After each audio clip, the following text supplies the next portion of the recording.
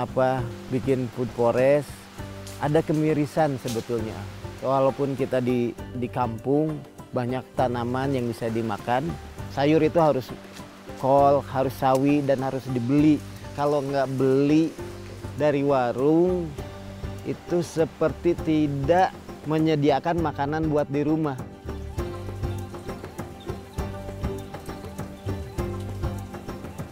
Pengen kita jadi tuan rumah yang tahu kekayaan kita sendiri. Kekayaan kan mikirnya orang emas, bahan tambang segala macam. Tapi yang deket aja, padahal daun mengakses kebutuhan dengan mudah itu adalah kekayaan kalau menurut saya.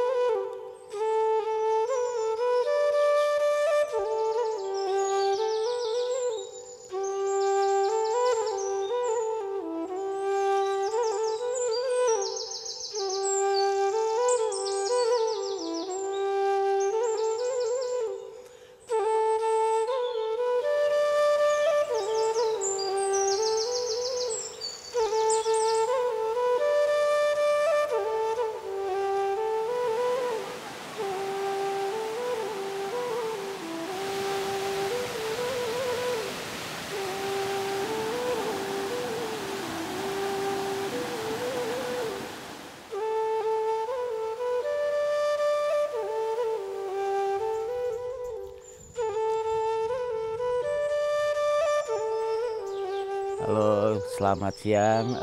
Kita lagi di Bumi Bagja Food Forest, hutan pangan di ketinggian 1000 di kaki Gunung Gede Pangrango. Saya tinggal ini rumah tahun 2007. Kita tinggal dengan 3 orang anak sama istri, jadi berlima. Lalu itu saung asap. Kenapa dibilang saung asap? Karena tempat pengawetan makanan dengan asap-asapan. Terus di depan sini hutannya, kalau hutan pangan, kalau bahasa Sunda bilangnya talun.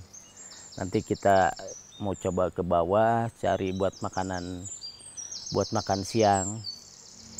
Ada kebun buat budidaya tanaman liar.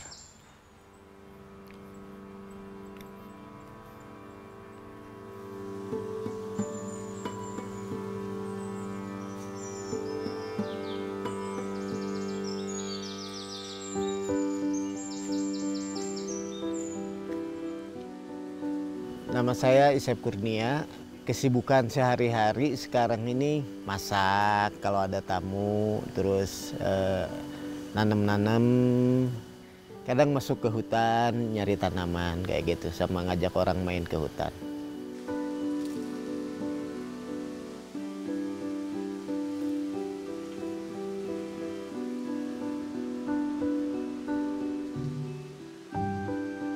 Ini nama desanya Desa Gede Pangrango, kampungnya Kampung Pasanggerahan. Kenapa ada di sini? Dulu saya kerjaannya emang ke hutan, terus bikin buat outbound, terus bikin camp.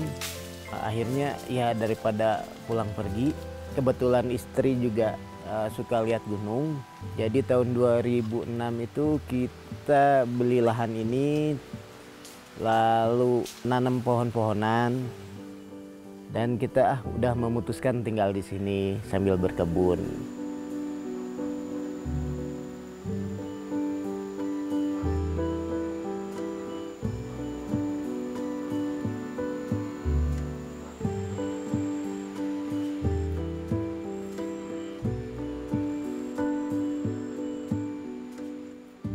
Kebetulan ada labu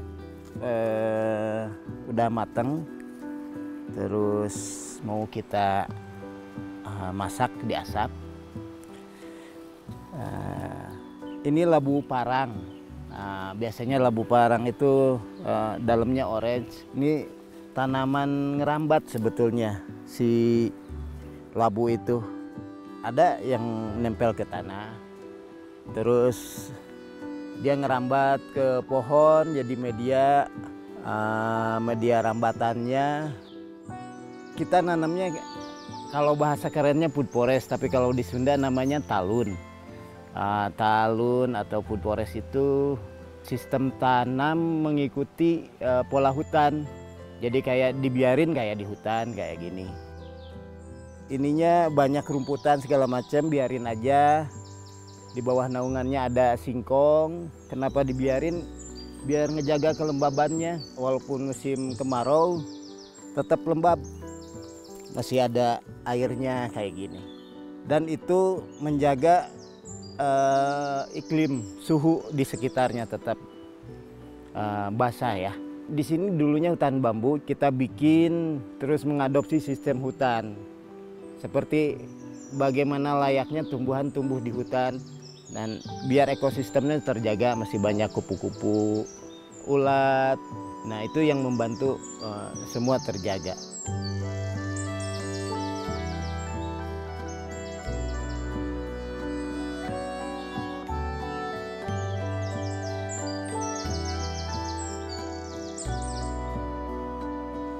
Kita mau panen labu, labu itu diambilnya dari batangnya. Jangan, jadi namanya cupat. Kalau cupatnya dipetik, dia 3 hari seminggu bisa busuk. Tapi kalau dipotongnya di sini, ini bisa 6 bulan sampai 1 tahun masih tetap awet.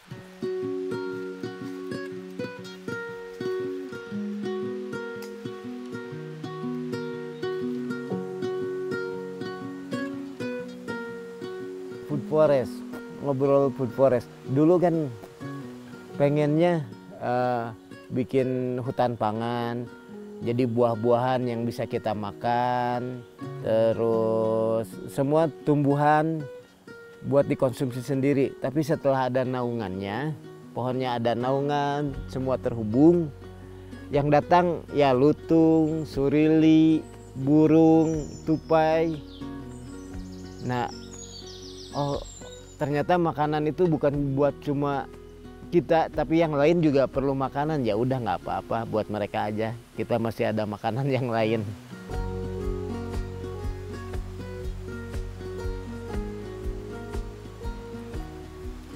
Kita taruh labu dulu, nanti kita ke bawah. Ada Teh Ari, istri lagi tanam panen, ada tanaman liar, ada bunga liar buat bikin salad.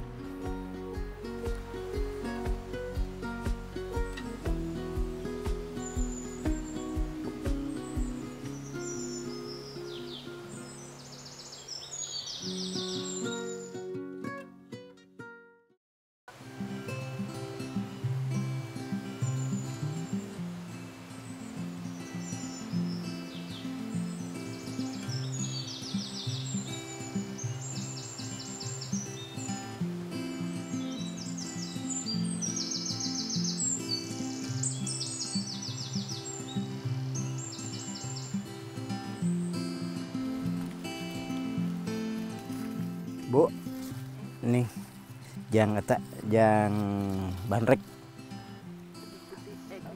kayu manis. Ini Teh Ari, istri saya. Nah, jadi mau bikin salad tanaman liar.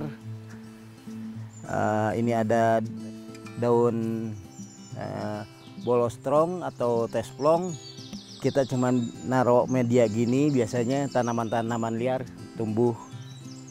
Terus ini ada tanaman rambat juga. Ini bayam Vietnam. Jadi ada orang tamu pernah kesini, terus ngasih tanamannya. Katanya bagus, sekali tanam bisa terus panen dan ngerambat. Terus dia juga punya biji sama bunga, bisa dikembang liarkan.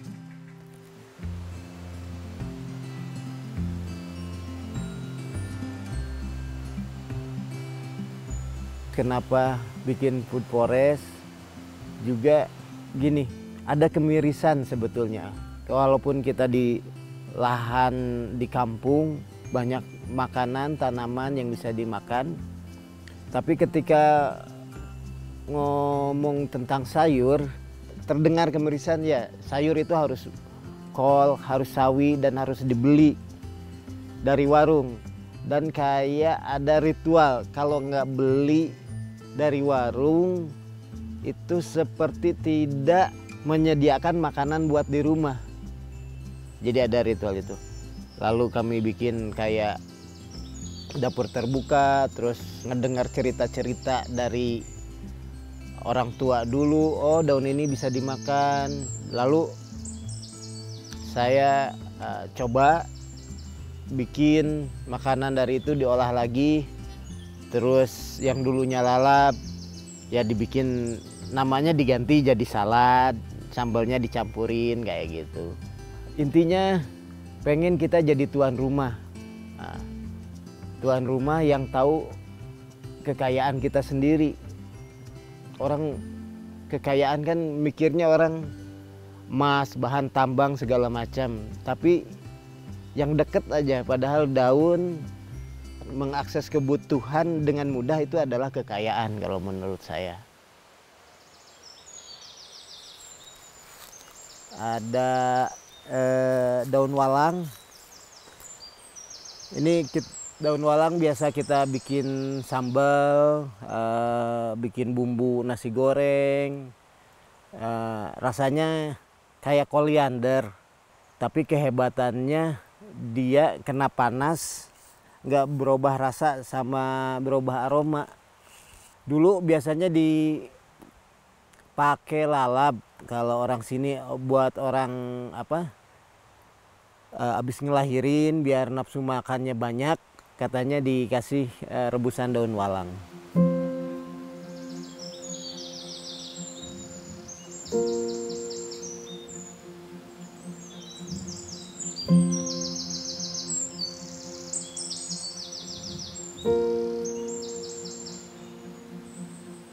Daun poh-pohan, kita mau bikin salad hutan. Daun poh-pohan itu tumbuhnya di bawah naungan pohon. Jadi kalau di kebanyakan matahari dia jadi kuning. Jadi emang dia pengennya di tempat teduh. Jadi kalau di tempat teduh daunnya besar, hijaunya juga bagus.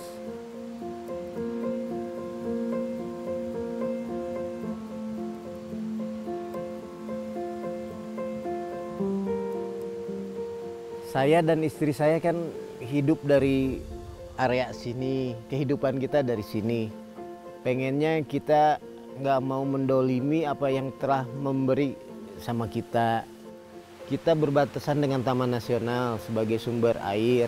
Pengennya apa yang kita kerjakan nggak jadi dampak negatif sama yang lain. Kalau misalnya kita memilih dengan pertanian yang monokultur, pasti kan menggunakan pestisida, pupuk segala macam. Lalu secara geografis juga, kalau misalnya monokultur dengan satu jenis tanaman, pasti kan buka lahan, nyangkul segala macam. Pas waktu musim hujan, tanahnya kegerus, sungainya jadi kotor kayak gitu.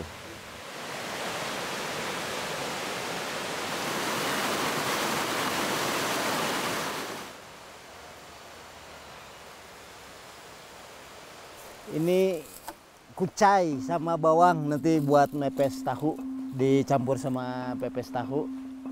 Ini ada daun walang juga.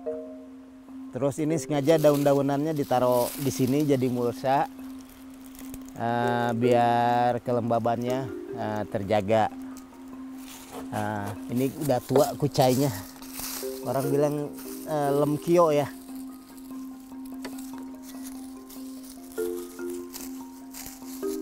Terus bedengannya ini bukan dari tanah. Jadi sebetulnya saya punya bambu yang kurang bagus, yang muda. Terus ini dibikin bedengan.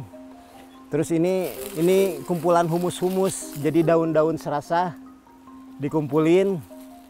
Terus jadi kompos. Kayak jadi pertanian berkelanjutan, medianya nggak perlu dicangkul. Terus bibit-bibitnya juga nggak perlu nggak perlu beli atau ini, cuman kita ambil sebagian, yang lainnya bisa ditanam lagi kayak gitu. Terus bawang juga gini, jadi dia ada tunasnya ya, kita tinggal ambil tunasnya aja, yang tuanya, terus tinggalin tunasnya.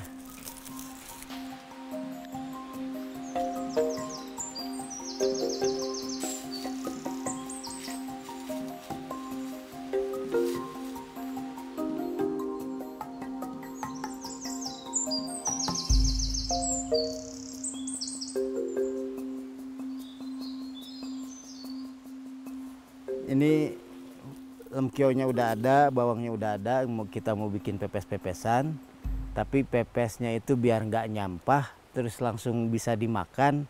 Kita pakai daun labu muda buat mepesnya. Kalau yang muda itu belum berduri, masih belum berbulu, bulunya masih halus-halus, jadi bisa langsung dimakan nanti. Dan si bumbu-bumbu itu bisa nyerap rasanya ke daun ini.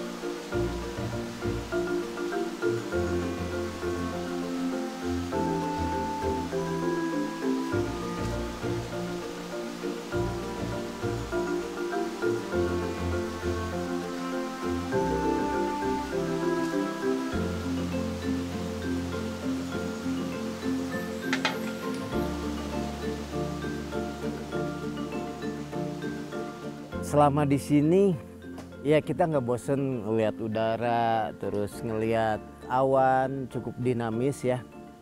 Dan anak-anak juga seneng mulai bercocok tanam sambil kerja. Waktu itu tanamannya tanam tomat, cabai dengan sistem nggak pakai pupuk, apa adanya di sini.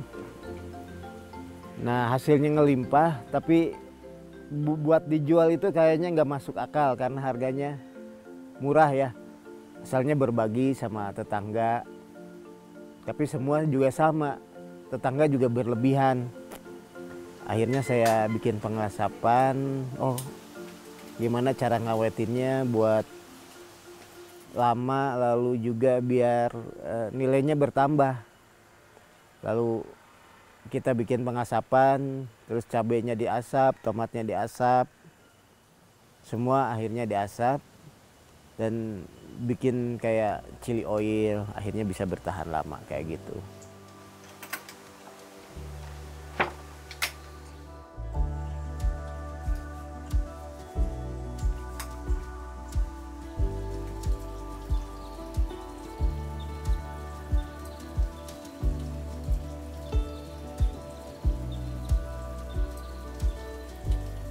Terus kita bikin kayak dapur terbuka, pengennya jadi kayak lab gitu ya.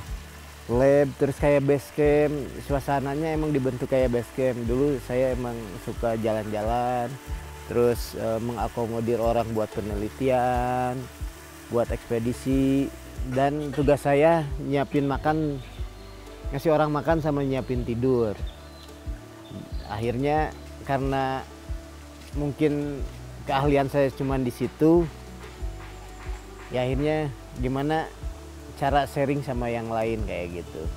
Lalu juga mikir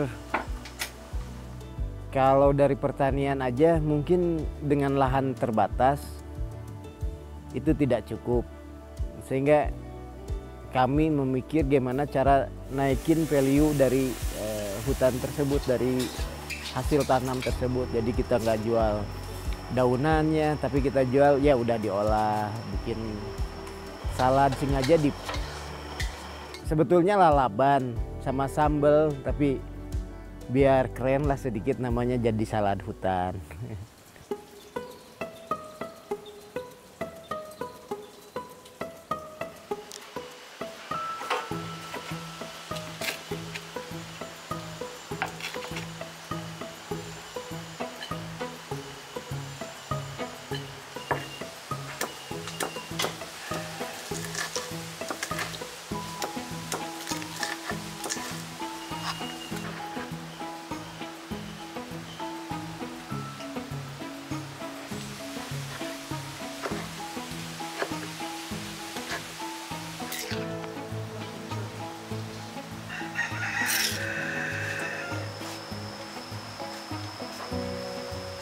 Ya makanan sekitar itu tiap daerah beda-beda dan punya kekhasan sendiri-sendiri berdasarkan geografisnya.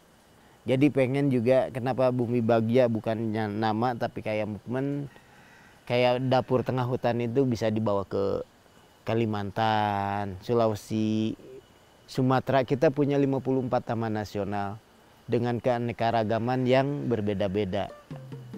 Nah, jadi pengennya itu, malah pengen ditiru sama orang biar movementnya ini berjalan gitu. Yang diharapkan itu bahwa dengan pengunjung yang datang terus menyukai apa yang kita suguhkan, kita jadi tahu sebetulnya kekayaan kita sendiri, dan pengen juga masyarakat sekitar, oh ternyata yang datang itu sukanya malah tanaman-tanaman yang nggak biasa di pasar. Penyebaran pengetahuan sama konservasi sehingga ada kemandirian ya, menjadi satu pilihan lah buat orang yang pengen tahu tanaman-tanaman atau makanan-makanan yang mungkin juga asing bagi mereka.